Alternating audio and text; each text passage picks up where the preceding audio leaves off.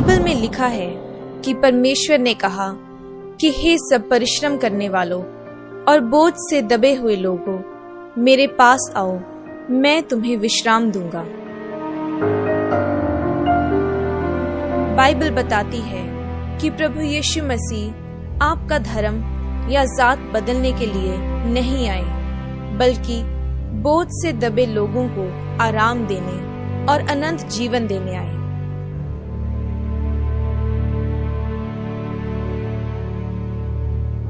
आप सभी को ये जानकर बहुत खुशी होगी कि पंजाब के शहर जलंधर के गांव खांबरा में प्रभु यीशु मसीह का एक पवित्र भवन है, जिसमें परमेश्वर के दास प्रेरित अंकुर नरूला जी परमेश्वर के वचनों को सुनाते हैं। हजारों की संख्या में लोग परमेश्वर के वचनों को सुनने के लिए इस भवन में आते हैं और परमेश्वर के दास सारी कलीसिया के लिए प्रार्थना करते हैं। मैंने आपको बताया था प्रोफेसी 5 तरह की होती। सबसे बड़ी प्रोफेसी जो आपको चाहिए वो नहीं जो मैं दूं, वो है जो ऑलरेडी वचन में लिखी हुई है। परमेश्वर का वचन आपके लिए सबसे बड़ी प्रोफेसी है। मैं आपको साबित कर दूंगा। आपकी लाइफ की सबसे बड़ी प्रोफेसी, सबसे बड़ी भविष्यवाणी जो पहली कैटेगरी में सबसे ऊपर आती है, वो क्या है? परमेश्वर का वचन। इसीलिए जब आप लाखों की गिनती में भी यहां आते हैं तो 2-2 घंटे आपको वचन सुनाया जाता है। वो क्यों? अगर प्रभु ने हीलिंग पावर मुझे दी है या प्रोफेसी पावर दी है, मैं हीलिंग और प्रोफेसी को 4 घंटे क्यों नहीं चलाता और वचन को सिर्फ आधा घंटा क्यों न चलाऊं? अगर मैं प्रोफेसी अब एक पे करूंगा तो अगले 2 घंटे में सिर्फ 100 लोगों पे करूंगा। पर अगर मैं वर्ड ऑफ गॉड दूंगा तो ये प्रोफेसी सबके लिए होगी। और अगर आप वचन की प्रोफेसी ले सकते हैं, वचन सुन सकते हैं और इसको फॉलो कर सकते हैं, तो ये हाईएस्ट टाइप की प्रोफेसी है। जो पहली प्रोफेसी सबसे बड़ी आपकी लाइफ में आती है वो खुदा का वचन है, वर्ड ऑफ गॉड है, जो सबसे बड़ी प्रोफेसी है। दूसरी प्रोफेसी कौन सी है? जो आपको एक मैन ऑफ गॉड देता है। आप डिक्लेरेशन सुनते हैं, घोषणाएं सुनते हैं, चर्च में जब प्रार्थना होती है आप आमीन बोलते हैं, उसे रिसीव करते हैं। ये दूसरी तरह की प्रोफेसी। तीसरी तरह की प्रोफेसी जो आपका चरित्र करता है आपकी लाइफ के लिए, ये तीसरी प्रोफेसी है। आप अपना फ्यूचर देखना चाहते हो तो अपनी लाइफ का चरित्र देख लो। आपका जैसा चरित्र है आपका वैसा फ्यूचर होगा। ये तीसरी तरह की प्रोफेसी है। आप मुझे अपना चरित्र बताओ, मैं आपको आपका फ्यूचर बताऊंगा। बोलते ना तुम मुझे खून दो मैं तुम्हें आजादी दूंगा। मैं कह रहा हूं आप मुझे अपना कैरेक्टर बताओ, मैं आपका फ्यूचर आपको बताऊंगा। ये तीसरी तरह की प्रोफेसी, आपका चरित्र। चौथी प्रोफेसी आपका परिवार है। आपका परिवार आपके लिए प्रोफेसी है। अगर आपके नानी को यूट्रस में प्रॉब्लम है, आपकी मदर को यूट्रस में प्रॉब्लम है, तो ये एक तरह की शैतानी प्रोफेसी है कि आप भी उस पचड़े में फंस सकते हैं अगर आपने प्रेयर ना की उस प्रोफेसी के खिलाफ। आपके दादा गरीबी से निकले, पापा गरीबी से निकले, तो ये इनडायरेक्ट एक प्रोफेसी है जनरेशन की कि वो गरीबी का आत्मा आपको छूने की कोशिश करेगा। जब तक आप परमेश्वर के वचन में जाके बोएंगे नहीं, प्रेयर नहीं करेंगे, अपनी जिंदगी को परमेश्वर के वचन के हिसाब से नहीं चलाएंगे, तो वो एक प्रोफेसी है कि वो गरीबी आपका हिस्सा होगी अगर आपने ध्यान नहीं दिया। ये चौथी तरह की प्रोफेसी है। पांचवी तरह की प्रोफेसी आपके दुश्मन आप पे करते हैं। जिस तरह आज आपने गवाही सुनी होगी, तू कभी बाहर नहीं जा सकता, तेरी कभी शादी नहीं होगी, तू कभी सफल नहीं होगा। वो आपके रिश्तेदार करते हैं, आपके दुश्मन करते हैं, अपने करते हैं, पराये करते हैं। जो बाबाओं ने आपके खिलाफ पैसा खाया होता है वो लोग करते हैं। और ये प्रोफेसी भी आप तोड़ सकते हो, क्योंकि आपके अंदर जो है उससे बड़ा है उस बाबे से जो उसके अंदर है। तो आज मैं पहली प्रोफेसी की बात करूंगा जो परमेश्वर का वचन है। आपने प्रोफेसी की पावर देखी है। ये पहली गवाही नहीं थी चर्च में। हां, ये पहली गवाही नहीं है प्रोफेसी की। आप ये सोचो, अगर मैं आपको प्रोफेसी दे रहा हूं आपकी लाइफ में, ये गवाही है। सोचो अगर आपने वर्ड ऑफ गॉड फॉलो कर लिया जो इस प्रोफेसी के भी ऊपर है, तो आपकी लाइफ कैसी होगी? हाँ या ना? आप जब बाइबल पढ़ते हो, आप जानते हैं जब शादी होती तो दूल्हा दुल्हन खड़े होते हैं और पास्टर वचन दे रहा होता है। 99% लोगों को पता क्या लगता है? हाँ, बाइबल में से बात हो रही। सब लोगों को ऐसा लगता है। एक वर्ड में, एक लाइन में इतनी ताकत है कि आपके जनरेशंस को वो बिगाड़ सकती है या सुधार सकती है। अपने ओरिजिनल वचन में जाने से पहले मैं आपको एक वचन पढ़ाना चाहूंगा। इफिसिया 5 उसकी 22 आयत, उसकी 25 आयत को मैं पढ़ूंगा, आप सिर्फ सुनेंगे। उसमें लिखा है, पत्नियों अपने अपने पति के ऐसे अधीन रहो जैसे प्रभु के। पति पत्नी का सिर है, जिस तरह मसीही प्रभु यीशु मसीह कलीसिया का सिर है और स्वयं ही देह का उद्धार करता है। जैसे कलीसिया मसीह के अधीन है, पत्नियां भी हर बात में अपने पति के अधीन रहें। पतियों को बोला, हे पतियों अपनी अपनी पत्नी से प्रेम रखो, जिस तरह मसीह ने भी कलीसिया से प्रेम करके अपने आप को उसके लिए दे दिया। सब बोलो आमीन। 28 आयत को मैं पढ़ूंगा। इस प्रकार उचित है कि पति अपनी अपनी पत्नी से अपनी देह के समान प्यार करे, और जो अपनी पत्नी से प्रेम करता है वो अपने आप से प्रेम करता है। किसी ने भी अपने शरीर से बैर नहीं रखा, वरन उसका पालन पोषण करता है, जैसे मसीही भी कलीसिया के साथ करता है।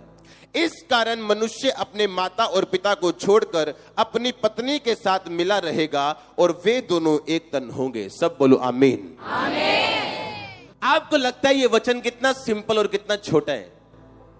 हाँ, और हम सदियों से सुनते आ रहे। उत्पत्ति 26 और 27 बाब, और मैं 27 बाब से सिर्फ 1 से लेके 4 आयत पढ़ूंगा। जब इजहाक बूढ़ा हो गया, उसकी आंखें धुंधली पड़ गईं, उसको सूझता ना था, तब उसने अपने जेठे पुत्र एसाव को बुलाकर कहा, हे मेरे पुत्र। उसने कहा, क्या आज्ञा? इजहाक ने कहा, सुन, मैं तो बूढ़ा हो गया हूं, नहीं जानता कि मृत्यु का दिन कब होगा, परंतु तू अपना तरकश धनुष लेकर मैदान में जा और मेरे लिए शिकार करके लेके आ, और मेरे रुचि के अनुसार स्वादिष्ट भोजन बनाकर मेरे पास ला, ताकि मैं उसे खाकर मरने से पहले तुझे आशीर्वाद दूं। एसार अहेर करने यानी शिकार करने के लिए मैदान में गया। जब इजहाक अपने बड़े बेटे एसाव से बात कर रहा था तो रिबिका सुन रही थी। रिबिका उसकी पत्नी है इजहाक की। इसलिए उसने अपने छोटे पुत्र याकूब से कहा, सुन, मैंने तेरे पिता को तेरे भाई एसाव से यह कहते सुना है कि तू मेरे लिए शिकार करके उसका स्वादिष्ट भोजन बना, ताकि मैं मरने से पहले तुझे आशीष दे सकूं।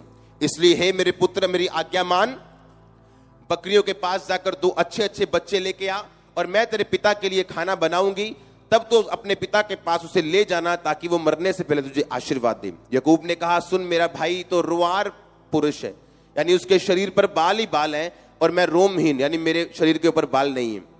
कदाचित मेरा पिता मुझे टटोलने लगे तो मैं उसकी दृष्टि में चोर ठहरूंगा और आशीष के बदले शाप कमाऊंगा। उसकी माता ने कहा, मेरे पुत्र, श्राप मुझ पर आए, तुझ पर नहीं। तो सिर्फ मेरी बात सुन और जाकर वही कर जो मैंने तुझसे बोला है। सब बोलो आमीन। कितने इन बात को समझ गए हैं, इस वचन को? इजहाक के 2 पुत्र थे, बड़ा और छोटा। बड़ा का नाम क्या था? एसाव। जुड़वा थे, एक पहले हुआ एक बाद में हुआ। दूसरे का नाम क्या था? याकूब। इजहाक ने कहा, याकूब को नहीं, मैं एसाव को आशीषित करना चाहता हूं। एसाव, जा और शिकार कर मेरे मनपसंद का खाना बना, ताकि मेरी स्पिरिट खुश हो और मैं मरने से पहले तुझे आशीष दूं।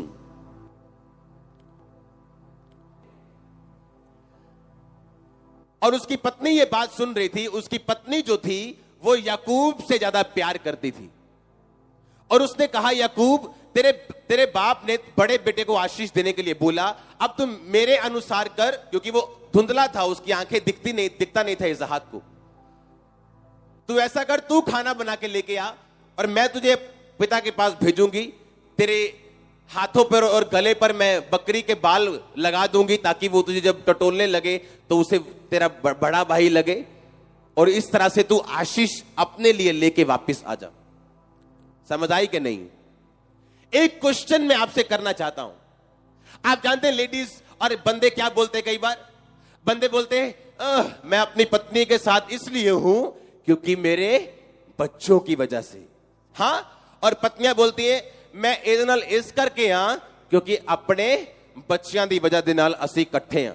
अगर आप इस कैटेगरी में हैं तो आप ऑलरेडी फेल हो चुके हैं अपनी मैरिज लाइफ में। आप फेल हो चुके हैं अभी। अगर आप अपने बच्चों से ज्यादा प्यार करती हैं अपने हस्बैंड से, और अगर आप अपनी वाइफ से ज्यादा अपने बच्चों से प्यार करते हो, तो आप ऑलरेडी फेल हो चुके हो अपनी मैरिड लाइफ में। मैं तो ता नाल आए थे, मेरे न्याणे ना हुन मैं कद ही चली जावां। हां, बंदा कहता छाड़े यार, बच्चियां करके रहना, मैं कहता इनू। हां, आप ऑलरेडी फेल हो। बस आपका डाइवोर्स नहीं हुआ, आप ऑलरेडी फेल हो, महा फेल हो आप अपने घरों में। अगर आप अपनी वाइफ से अपने बच्चों से ज्यादा प्यार नहीं करते हो, तो आप ऑलरेडी फेल हो चुके हो अपनी मैरिड लाइफ में। प्रॉब्लम कहां से शुरू हुई? मेरा फेवरेट कौन है? एसाव। वाइफ का फेवरेट कौन है? याकूब। मैं चाहता हूं एसाव को आशीष दूं, वाइफ चाहती है याकूब को आशीष मिले। अब हुआ क्या? अब इसहाक की गलती क्या है? क्योंकि अगर आत्मिक लोग भी गलती करें तो उनको सजा भुगतनी पड़ती है उस गलती की। इसलिए प्रभु यीशु मसीह ने कहा, मैं नहीं चाहता तू अंधों की तरह चले, ज्ञान के मेरे बिना मेरी प्रजा नाश हो रही है, ना कि शैतान की वजह से, ना कि बीमारियों की वजह से। क्यों कहा परमेश्वर ने? जिस तरह मसीह कलीसिया का क्या है? सिर है, उसी तरह तुम्हारा सिर कौन है? पति। कहता हर बात में अपने पति के अधीन रहे। पति को कहता, जिस तरह मसीह ने तुम्हारा पालन पोषण किया है देह का, आपको अच्छा लगेगा जिस दिन यीशु मसीह आपकी प्रार्थना ना सुने, आपकी जरूरतों को पूरा ना करे? क्योंकि आप उसका शरीर है, वो आपको त्याग दे, आपको अच्छा लगेगा? यही महसूस होता है आपकी वाइफ्स को जब आप उन्हें त्यागते हैं। हालेलुया। अगर इसहाक और रिबिका इकट्ठे होते, वो दोनों मिल के बैठते, सलाह करते, हां, कि मैं आशीष देना चाहता हूं एसाव को। वाइफ कहती नहीं, याकूब को भी आशीष दो, क्योंकि पहलौठे बच्चों को ज्यादा आशीष मिलती थी। आज के जमाने में अगर 2 बच्चे हैं तो 50-50, 4 बच्चे हैं तो 25-25%। तब ऐसा नहीं होता था। जो बड़े बच्चे होते थे उनको 70%, 80% मिलता था, बाकी बच्चों में 20% बढ़ जाता था। अगर दोनों में बनती होती तो दोनों साथ बैठते और सलाह करते। और अगर इसहाक अपनी पत्नी से प्यार करता तो अपनी पत्नी की बात को कभी भी वापस नहीं जाने देता। और अगर वो भी अपने पति के अधीन रही होती तो जाके अपने पति के सामने सारी बात रखती कि मुझे ये बात आपकी पसंद नहीं आई, हमें इस बात को चेंज करना है। आपको 2 आशीष सोच के रखनी है। आप दे दो 60-70% एसाव को, पर याकूब के लिए भी 30% संभाल के रखो। पर दोनों में कोई इंटीमेसी नहीं, कोई ध्यान नहीं, आपस में कोई प्यार नहीं। और बाइबल क्या कहती है? अपनी पत्नी से अपने समान प्यार कर, अपने पति के अधीन रहे। लाखों घर टूट चुके हैं और आपको लगता है कि आपके दादा दादी इकट्ठे हैं, पर वो है नहीं। माता पिता इकट्ठे हैं, पर वो है नहीं। बच्चों की वजह से साथ रहने का मतलब यह है आप ऑलरेडी डाइवोर्स हो चुके हो, बस पेपर नहीं है आपके पास डाइवोर्स के। बाइबल कहती है अगर पति और पत्नी एक मन नहीं है तो उनकी प्रार्थनाएं रुक जाएंगी। बाइबल कहती है पौलुस ने कहा तुम्हारी प्रार्थनाएं ना रुके और शैतान का दाव तुम पर ना चले, इसलिए पति और पत्नी दोनों एक मन रहो। यह बाइबल की प्रोफेसी है। एक वचन छोटा सा। अब देखो हुआ क्या। मां की चली कैसे, उसने अपने बेटे को भेजा, स्वादिष्ट खाना बना के उसके बाजुओं पर बकरी की खाल बांध दी, गले पे बकरी की खाल बांध दी। जब वो लेके गया अपने पिता के सामने, उसका पिता बोला ओए इतनी जल्दी कैसे आ गया तू शिकार करके? कहता तेरे परमेश्वर ने उसको मेरे हाथ में कर दिया। झूठ बोला।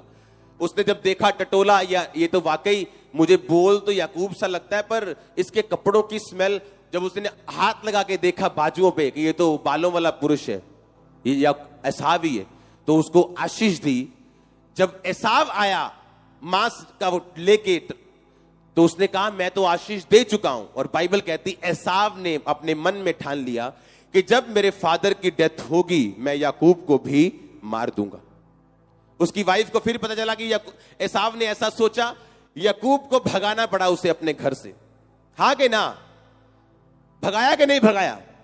अब इमेजिन करो, सिर्फ 4 जन है फैमिली में। कौन कौन? फादर, मदर, 2 भाई। अब एक भाई चला गया कहां पे? मीलों दूर। वाइफ का मुंह उधर है क्योंकि हस्बैंड उससे नाराज है कि तूने ऐसा क्यों किया। हस्बैंड का मुंह इधर है। एक बेटा दूर है और दूसरा बेटा जो एसाव बचा, उसने इस्माइल की बेटी के साथ शादी की जिससे इजहाक नफरत करता था। पूरी फैमिली टूट गई उनकी। रीजन क्या निकला? हस्बैंड और वाइफ की आपस में ना बनना। 2 भाई है, एक कहां चला गया? एक दूर चला गया क्योंकि एक भाई उसको मारना चाहता है। उसकी मां ने बोला था, कहती आशीष तुझको लगे और श्राप मैं कमाऊं। अपने लाइफ के जीते जी रिबिका याकूब को दोबारा कभी नहीं देख पाई जब वो चला गया उसके घर से। अपने फेवरेट बेटे को अपने लाइफ टाइम उसने कभी नहीं देखा। क्या आपको ट्रेजेडी नहीं लगती है? हां, क्या आपको ट्रेजेडी नहीं लगती? मैंने कहा क्या दुखी होने वाली बात नहीं है क्या? हां, कि जिससे आप प्यार करते हो वो चला गया।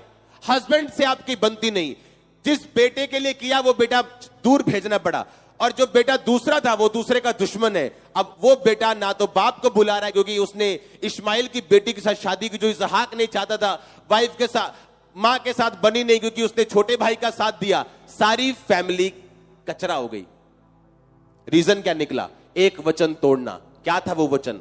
पत्नी अपने पति के अधीन रहे, पति अपनी पत्नी से प्यार करे। आपको क्या लगता है? छोटा सा वचन है, कोई प्रॉब्लम नहीं, टूट गया तो, पर उसका असर कहां जाएगा? यीशु मसीह के मुंह से निकला वचन छोटा सा आपकी जनरेशन बना सकता है या बिगाड़ सकता है। आप देखो, जनरेशन बनानी है कि बिगाड़नी है। हालेलुया। अगर मेरे बच्चे को मेरी पत्नी ने कुछ करने के लिए मना किया और उसे मालूम है कि पापा के पास जाओ कुछ हल हो जाएगा, और मेरे पास आए, मैं वो करूं? मैंने कहा मम्मा ने क्या बोला? मम्मा ने कहा नहीं करना। मैं कहा वही फॉलो करो जो मम्मा ने कहा। हां, जब वो छोटा है उसे मालूम होगा कि ये दोनों टूटने वाले नहीं है। अगर एक ने नो कहा तो दूसरे की भी क्या है। अगर आप सहमत नहीं है मां की नो से, तो बच्चे को यह चीज पता नहीं होनी चाहिए, वो आपके अंदर का फैसला जो बाद में बदला जा सकता है।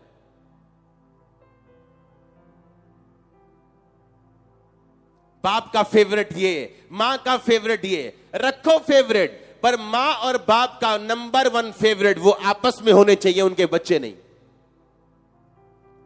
अगर आपके बच्चे आपके फेवरेट हैं, आपका हस्बैंड नहीं या आपकी वाइफ नहीं, तो आप उस बंदे के समान हैं जो हीलिंग तो चाहता है पर हीलर को नहीं चाहता, जो चंगाई तो चाहता है पर चंगा करने वाले प्रभु यीशु मसीह को नहीं चाहता, जो एक फादर का, एक मैन ऑफ गॉड का मसा तो चाहता है पर उस मैन ऑफ गॉड को नहीं चाहता। कितने मूर्ख है वो इंसान जो अपने बच्चों से तो प्यार करते हैं, बस जिस शरीर से, जिस औरत से वो बच्चे निकले हैं उसको वो नफरत करते हैं। क्या मूर्खता वाली बात है कि जिस शरीर से तुम प्यार करते हो बच्चों से, वो जिस शरीर से निकला है उससे तुम नफरत करते हो। आप ऑलरेडी अपने डिजास्टर की, अपने विनाश की भविष्यवाणी कर चुके हो ये बात करके।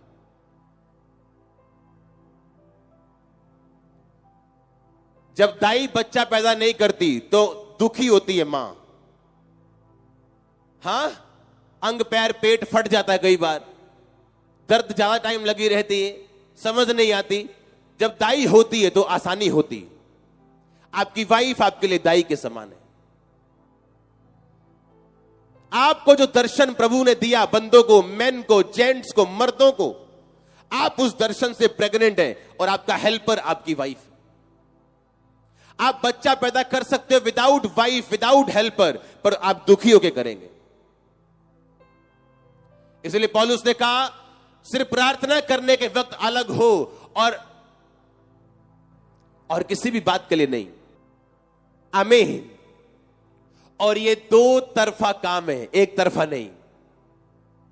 मैं हैरान हूं, आपके घरों में आपकी वाइफ्स को यह नहीं मालूम कि आप कितना पैसा कमाते हो। कितनी हैरानी वाली बात है ये। क्यों? क्योंकि बंदों को भी कॉन्फिडेंस नहीं है कि अगर मैं असली तनख्वाह बताऊंगा तो पैसे इधर उधर जाएंगे। और अगर बंदों को कॉन्फिडेंस हो कि पैसे इधर उधर नहीं जाएंगे, वो भी अपनी फुल तनख्वाह बताएंगे। और जब आप हर एक चीज ओपनली एक दूसरे के सामने रखेंगे तो आपकी प्रार्थनाएं ज्यादा कबूल होंगी, आपका घर ज्यादा स्ट्रांग होगा और शैतान का वार आपके घर पे नहीं चलेगा।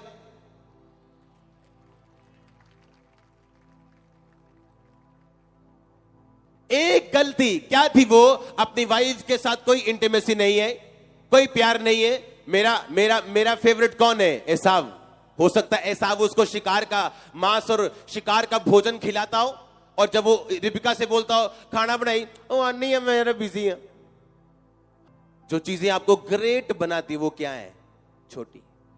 जो आपको गिराती है वो क्या है? पर है क्या? बड़ी। वाइफ और हस्बैंड में जो चीजें एक दूसरे से दूर करती है वो क्या है? छोटी।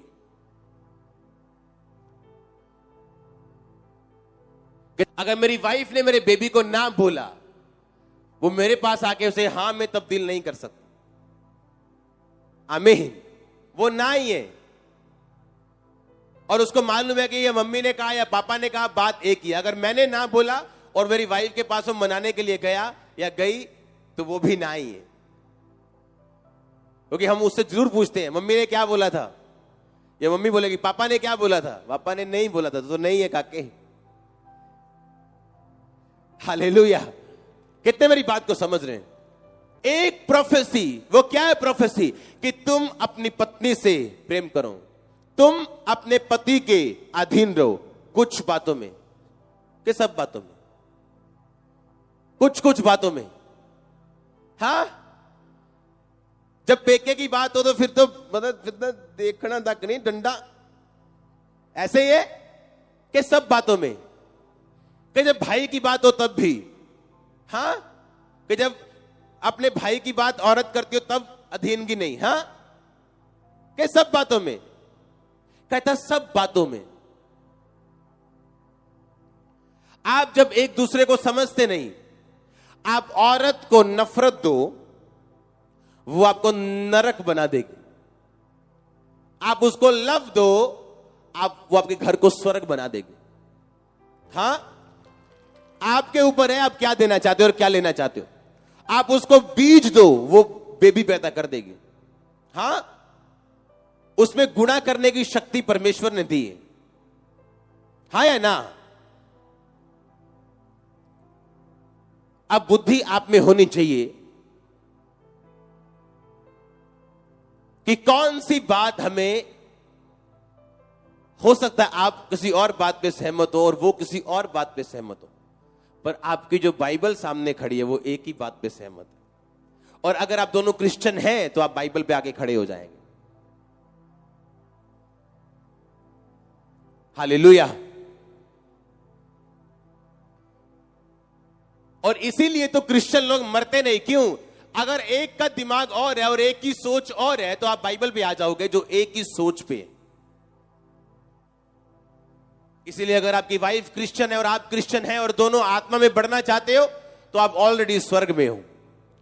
धक्के खाते भी आप आ जाओगे लाइन पे। ओ आमीन, छोटा चर्च। आप मेरी बात समझ रहे हो कि नहीं?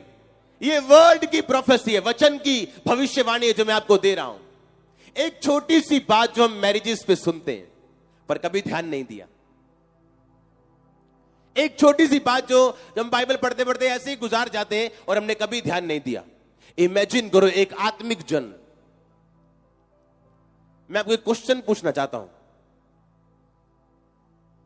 एक आत्मिक जन इसहाक जिस पे प्रभु का अनुग्रह है, उसकी फैमिली के साथ ये ट्रेजेडी हुई क्योंकि जिस दिन ये दो मन होना शुरू हो उसी दिन बैठ के उसको हल करो एक मन होने के लिए।